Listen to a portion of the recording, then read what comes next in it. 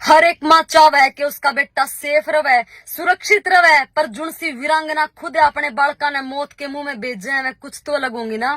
Salute है इस देश की माया ने और सैल्यूट है उस दुर्गा भाभी ने। सबसे पहले तो उसकी जंती पे, उसके चरणों में कोटि कोटि नमन। वह दुर्गा भाभी जो भगत सिंह की पत्नी बनकर जिन्हें भगत सिंह बचाया था, दुर्गा भाभी जिसकी शादी केवल 10 साल की उम्र में एक बहुत बड़े क्रांतिकारी भगवती चरण वोहरा के साथ हुई, दुर्गा भाभी जो अंग्रेजा खातर दुर्गा का दूसरा रूप थी, दुर्गा भाभी जो क्रांतिकारी आते हथियार, बंदूक, पिस्तौल दिया कर दी, राजस्थान तक लाके उनके हाथ में थमाया करती, वाह दुर्गा भाभी जिसका घर क्रांतिकारियों का अड्डा बन गया था और क्रांतिकारी ने प्यार ते भाभी कहा कर दे, क्योंकि वह इतनी सेवा करा कर दी, उनकी बात समझा कर दी और अपनी भी प्लानिंग बताया कर दी। वाह दुर्गा भाभी।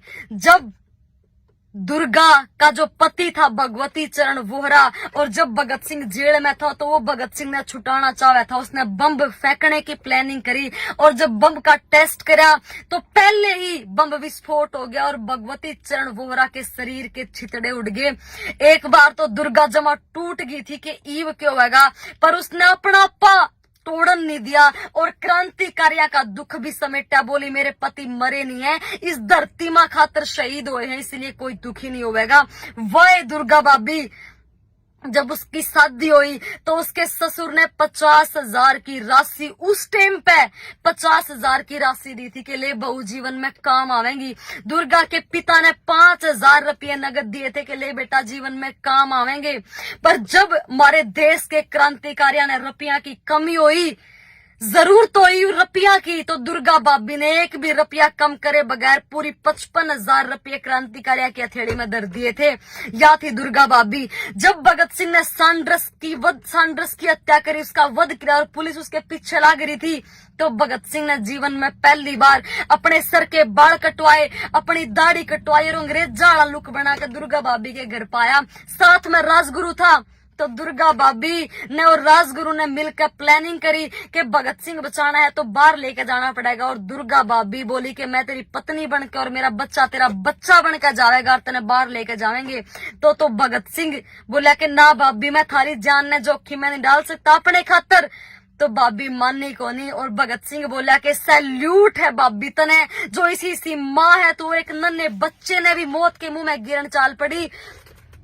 और जब भगत सिंह ने कहा था, बोला 3 साल का प्यारा बेटा क्यों कर कोई हाँ कह दे, 3 साल का प्यारा बेटा क्यों कर कोई हाँ कह दे, मरे है तो मर जावे बेटा क्यों कर कोई माँ कह दे।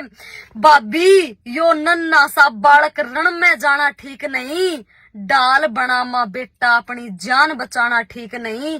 थम दोनों ने मरवा के भाभी मैं कुणसा वीर को आऊंगा, लाख मिटाए मिटे नहीं मैं ईसा यो दाग लगाऊंगा।